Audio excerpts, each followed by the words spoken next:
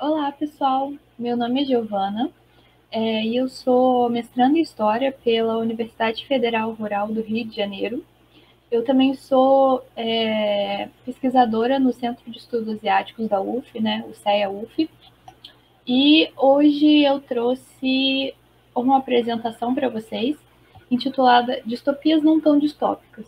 O futuro como possibilidade nos audiovisuais animados japoneses da década de 80 e 90. A minha ideia é basicamente falar um pouco sobre. E que a gente não tem muito tempo, então eu escolhi duas obras animadas, né, uma série e um filme, para poder falar sobre essas obras que têm em comum a temática de abordar o futuro, né, mas não qualquer futuro, né, um futuro distópico, muito influenciado pelo movimento cyberpunk, né, que é um movimento que surgiu ali nos Estados Unidos a partir da década de 80 e que fala sobre essas duas questões, né? A cibernética, que seria entendido hoje como a rede mundial de computadores, né? A internet, ou esse espaço virtual onde a gente interage.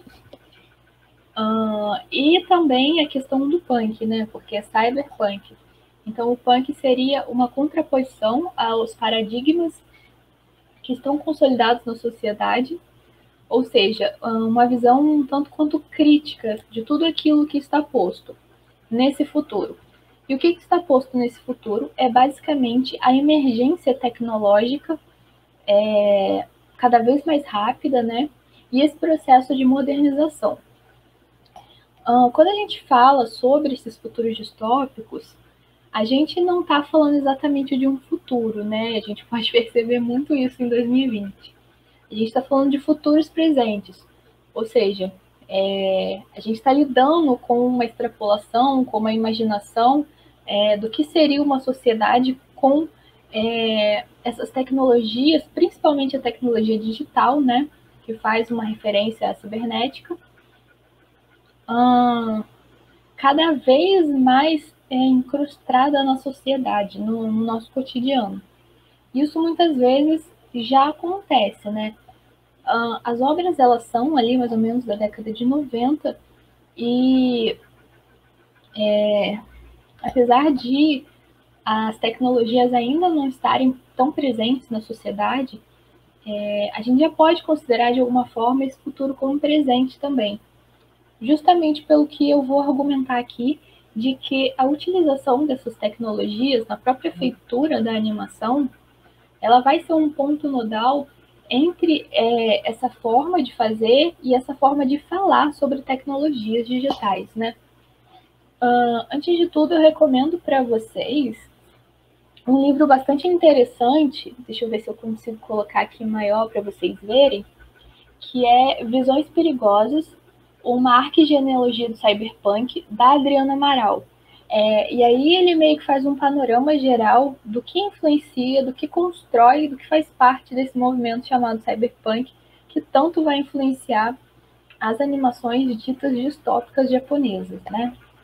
E aqui ela fala, por exemplo, das histórias de horror, ela fala das histórias de detetive, ela também fala do movimento do neorromantismo, tudo isso além da questão homem-máquina ou homem versus tecnologia, que vai impulsionar a criação dessas histórias tão pessimistas e tão críticas em relação à emergência tecnológica e à própria modernização das sociedades contemporâneas, né?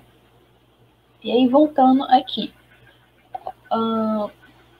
As duas obras que eu vou falar hoje é Ghost in the Shell e Serial Experiment Lane. Ghost in the Shell, para a gente começar, né, é uma obra de 1995, e aqui eu estou me referindo à animação em formato fílmico, né, de longa-metragem, de 1995, que foi adaptada do mangá de 1989. Ghost in the Shell, obviamente, é uma obra que ela se desmembrou em diversas outras mídias, né? Ela está presente no mangá, ela está presente nos filmes de animação, né? A gente tem 2 filmes feitos pelo Mamoru Oshii, né? que é esse Ghost in the Shell que a gente está falando, de 95. A gente tem também a sequência, que é Innocence, né, de 2004. A gente tem também a atualização, o Ghost in the Shell 2.0, 1.0, acho que é 1.0, que é a atualização do filme com novas tecnologias digitais, né? E isso já diz muito sobre o filme, né? E como ele pensa e trabalha com tecnologia.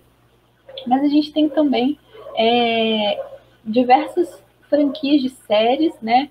Ovas e até mesmo live action, como é o caso do filme feito em 2017 com a presença da Scarlett Johansson, por exemplo, que foi bastante polêmica na época, né? Ghost in the Shell, então, ele é importante porque ele traz tanto na questão da sua forma, quanto no seu conteúdo, né, quanto na história que ele aborda, a questão da tecnologia digital. E o argumento que, na verdade, ao contrário do cyberpunk original, né, originário nos Estados Unidos, são as histórias que vão acontecer ali majoritariamente na literatura e depois vão descambar para o cinema também, né? Que é uma literatura muito pessimista, muito apocalíptica e pautada nessa noção de fim da história ou de um fim cada vez mais eminente do mundo em que nós conhecemos. Essa visão vai divergir um pouco tanto de Ghost in the Shell quanto até mesmo de Serial Experiments Lain, né?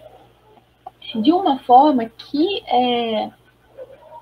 essas obras elas trazem outros elementos para a gente pensar esse futuro distópico ou esse futuro permeado de tecnologias digitais que acabam deixando as pessoas, de certo modo, né, num momento de crise constante, né? Essa sensação que a gente tem quando assiste esses filmes influenciados pelo movimento cyberpunk, de que a sociedade descambou para um momento de crise muito evidente, graças a essa, ao que a Donna Haraway, por exemplo, chamou de informática da dominação, né? Em que as sociedades se modernizam através da tecnologia de uma forma tão incapacitante que fica meio que impossível a gente resistir, né, ao uso cotidiano das tecnologias e o controle político, né, econômico e social, ele se impõe para a gente de forma bastante opressora. Por isso ela chama de informática da dominação. E tudo isso está presente nos audiovisuais cyberpunk. Ghost in the Shell não é uma exceção. Mas ele traz uma visão um pouco menos pessimista, né, desse futuro, e abre um pouco a imagem para a gente poder pensar a questão das possibilidades dessas tecnologias também. E aí que reside a sua potência. E é aqui também que eu queria chamar a nossa atenção, né, para a gente poder também olhar para essas possibilidades que estão em evidência nesse audiovisual. Por exemplo, quando a gente tem a utilização de técnicas como, por exemplo, o CGI, né, o mapeamento 3D, ou seja, aquela visão de que parece que você está vendo um GPS, né, o que hoje a gente chama de GPS, o software Tima, que vai trazer uma ambiguidade ali para a obra, o uso do rotoscópio, que é você filmar as cenas de uma cidade, depois desenhar sobre ela para trazer um cenário um pouco mais realista, tudo isso vai trazer uma nova forma de se olhar para essas tecnologias, porque elas estão sendo utilizadas já no momento de produção desses filmes. Ou seja, elas são um ponto nodal, né? Essas tecnologias digitais, elas são um ponto nodal entre a forma e o conteúdo. Então, obviamente que toda essa questão de o que a tecnologia vai trazer para a gente nesse futuro presente. Na verdade, ela pode trazer a questão da informática da dominação, mas ela também pode trazer muitas possibilidades, como, por exemplo, anunciada pelas as novas maneiras de se narrar, né? Ou seja, o modo de conduzir a história, a narrativa, a desincronização entre som e imagem que acontece em Ghost in the Shell, ou até mesmo a subversão da linearidade muito comum no cinema, né? Ou seja, a ideia de que os filmes têm que ser rápidos, com muita ação, ou que eles têm que chegar em algum lugar, né? Que eles têm que resolver um problema. Nem sempre isso acontece. A gente pode ver, por exemplo, em Ghost in the Shell, que as questões continuam abertas mesmo quando o filme termina. Então você não tem exatamente uma conclusão, né, desse problema posto que a protagonista coloca no começo do filme sobre a questão do homem-máquina, né? Sobre saber quem ela é, se ela é humana ou se ela é máquina. Justamente porque essa narrativa está operando ali uma desconstrução de binarismos e até de uma linearidade, né, desse tempo da narrativa. Então, tudo isso, muito mais do que uma experimentação, também uma potência, né, dessas obras audiovisuais. Elas não só estão representando ali uma ideia de futuro presente, né? Mas elas estão também colocando a sua opinião, né? Elas estão apresentando coisas para a gente a partir do uso dessas tecnologias. E eu acho que isso tudo é muito importante porque a gente poderia simplesmente pensar que a causa dessas novas possibilidades trazidas, ou então dessa maneira de contar histórias muito diferente do cyberpunk estadunidense, poderia ser simplesmente por conta do pensamento japonês ou da sua cultura mais tradicional que traz outras formas de pensar. Obviamente que isso também influencia, né? Eu não quero deixar isso de lado, mas eu acho que seria muito mais interessante a gente pensar como tudo isso está sendo ali apresentado, como aquilo está sendo montado e construído durante a obra, né? Por exemplo, a gente poderia também trazer à tona dois autores muito importantes para se pensar a cultura japonesa, as suas estéticas e as suas culturas visuais, né, para assim dizer. Por exemplo, a gente tem, deixa eu colocar aqui para vocês verem, o Shuichi Kato, que fala sobre o tempo e espaço na cultura japonesa, né? Ele fala sobre como a experiência de tempo no Japão ela é bem diferente da que nós temos no Ocidente, né? Porque é um tempo que não é marcado por essa noção de precisamos chegar a algum lugar, precisamos alcançar ou sei lá, o reino de Deus, né? Somos muito influenciados por essa cultura cristã de que ou a gente precisa alcançar o reino de Deus, né? A utopia, ou então a gente vai acabar ali alcançando um apocalipse, ou seja, a distopia, né? Então só tem esses dois caminhos para gente. E o nosso futuro ele parece muito interrompido nesse momento, porque é tudo muito porque as narrativas elas estão sendo rompidas ali nesse processo de modernização, né? E aí tudo parece muito incerto, muito desorientador, né? Na cultura japonesa, por exemplo, como o Shuichi Kato ele afirma, ele defende, né? O tempo ele é pensado de outra maneira, ele é experienciado de outra maneira. A noção de impermanência, por exemplo, ela está muito presente. A noção do tempo ela é muito mais holística, muito mais total, né? E ela é muito menos linear e binarista. Ou seja, ela considera um todo, ao invés de ficar separando, categorizando em partes que devem chegar em algum lugar. E aí elas têm esse elemento presenteísta e de impermanência muito forte. Que a gente também pode pensar quando a gente analisa, por exemplo, a questão do mar, né? Que é o Interespaço da Cultura Japonesa.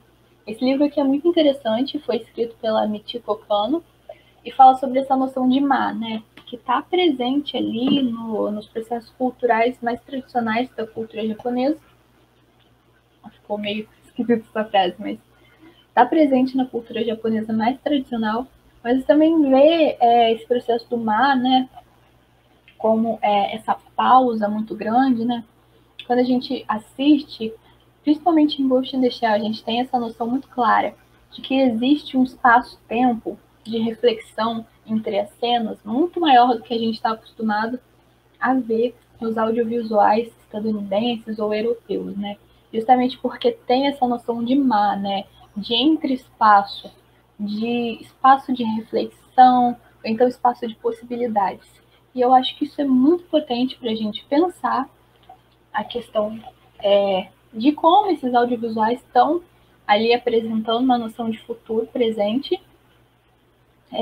distópicas, né? Mas não tão distópicas assim. Mas eu gostaria também de chamar a atenção para a questão dessas novas tecnologias que também estão sendo usadas, né, para muito mais do que essa essencialização da cultura japonesa ou de uma associação direta, né? Ah, a cultura japonesa opera dessa forma, então é por isso que os animes eles são dessa forma, porque eles foram feitos no Japão. Eu acho que isso é muito simplista e essencializa um pouco a cultura japonesa, né?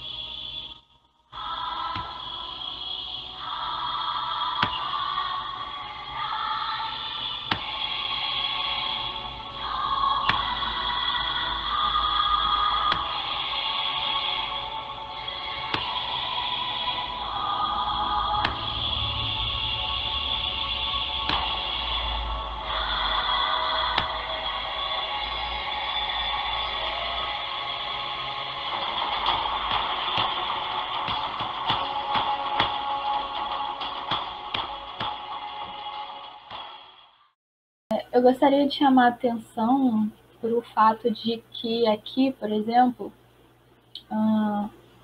o corpo da Motoko, por exemplo, né, a gente pode trazer ele à tona, ele tem essa questão da sexualização muito presente, né, isso é um pouco incômodo, mas a nudez dele também mostra essa ambiguidade na questão de tanto trazer essa sexualização do corpo dela, quanto de transmitir essa ideia de que ele também é um artefato. Ela vai construindo ele ao longo da obra, né? Desde o começo até o final. Ela vai construindo ele, atualizando. No final ela destrói ele, depois ela toma um novo corpo, né? No final ela aparece com um corpo de criança no filme, né? No mangá ela aparece com o corpo de um homem, ou seja, ela muda ali o gênero. Todas as fronteiras que antes pareciam muito bem delimitadas, elas estão em confusão. E tudo isso se mostra muito explicitamente para a gente, né? Ou seja, esse corpo, né, ele é descartável, mas ao mesmo tempo não é. Ele é sexualizado, mas ele também é construído por ela, ele é utilizado por ela, né? E tudo isso não é uma coisa só, não é uma coisa definitiva. É sempre tudo mais aberto, mais dotado dessas possibilidades que podem vir. E a gente pode definitivamente observar isso fazendo uma contraposição, e aqui eu não vou ter muito tempo de fazer isso, vocês podem fazer talvez em casa, se vocês assim quiserem, entre o filme de 95, feito pelo Mamoru Oshii, e o filme de 2017, feito nos Estados Unidos. E o quanto as narrativas elas são bem diferentes, né? Apesar do tempo que separa elas, né? O quanto aqui Ghost in the Shell de 95 parece incorporar e trazer muito mais as questões das novas tecnologias e da modernização, enquanto o de 2007 parece apenas mais uma história do cinema tradicional. A narrativa é mais fechada, mais voltada para o passado e sem essas possibilidades que o futuro pode trazer, né? O futuro presente das tecnologias digitais. E eu acabei falando um pouquinho demais sobre Ghost in the Shell, né? Aqui eu trouxe algumas dessas imagens. Aqui no canto é a imagem do mapeamento 3D que eu falei, que parece um pouco uma imagem de GPS, né? E embaixo a gente tem o software Tima junto com o desenho tradicional ali, né, da Motoko. E em cima também, para representar esse espaço cibernético, né, a questão da utilização de novas técnicas também. E acabou não dando muito tempo de eu falar do Stereo Experiments Lane, né, que é definitivamente um anime sobre experimentações visuais, né. Ele realmente é sobre experimentações.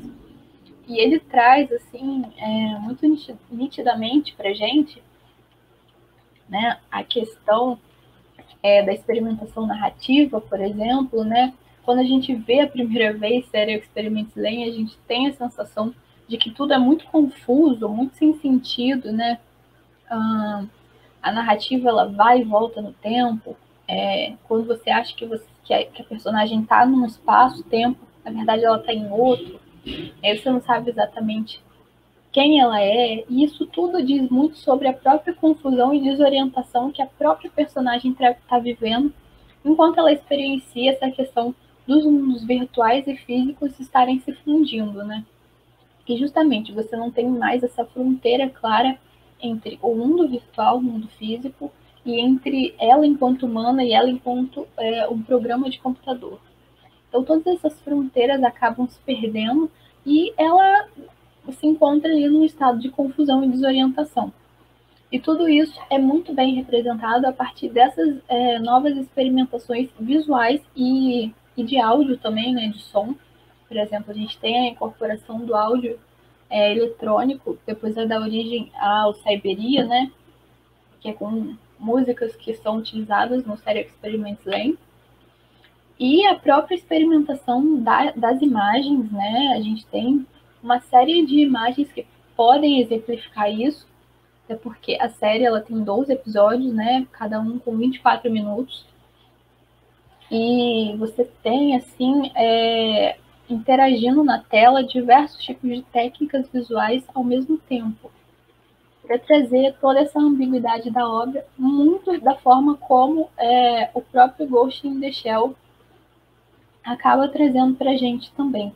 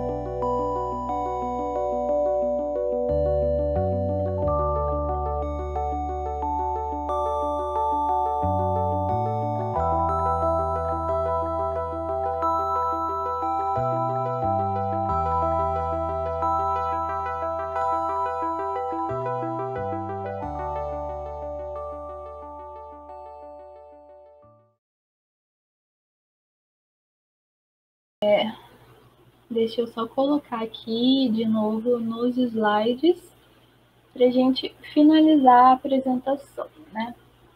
Eu poderia trazer outros exemplos também de como essas animações que falam sobre tecnologia especialmente digital, né?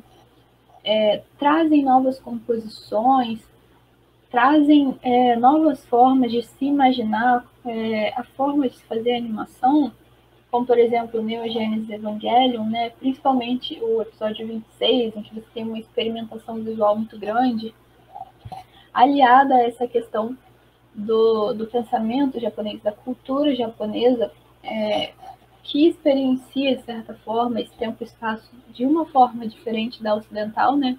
Então, obviamente, a adaptação do cyberpunk e dessas histórias sobre futuro e distopias, elas vão ser adaptadas, obviamente, de uma forma diferente, né? Mas eu poderia trazer aqui inúmeros exemplos, mas obviamente a gente não tem muito tempo.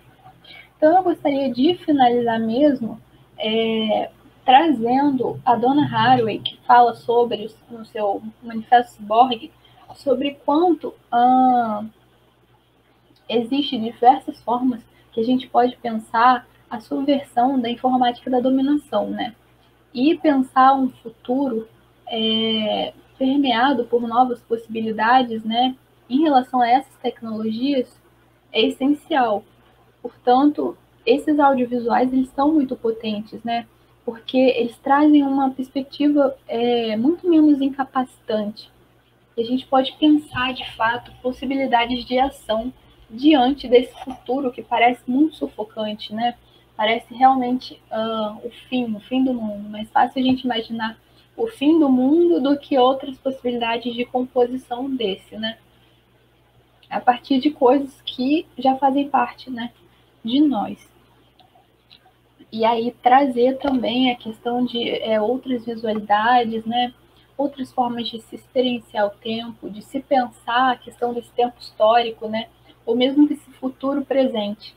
Não de uma forma incapacitante, né? Como se fosse o fim da linha, mas mais um momento de transformação e que a gente tem que realmente pensar toda essa questão da modernização e utilizar essas possibilidades ao nosso favor para poder realmente subverter essa informática da dominação. Enfim, pessoal, eu acho que é isso. Gostaria de agradecer a vocês por terem assistido esse vídeo. O meu e-mail é esse aqui, que eu botei aí na tela. Se vocês quiserem, eu tenho um drive só com materiais sobre animes e animações japonesas no geral, questões mais teóricas ou mais específicas. Eu posso compartilhar com vocês, se vocês me mandarem um e-mail. E também disponibilizar aqui também as bibliografias que eu utilizei para esse trabalho, tá bom? Muito obrigada mais uma vez e até logo. Eu espero que eu possa encontrar vocês em algum outro evento mais uma vez. Tchau, pessoal.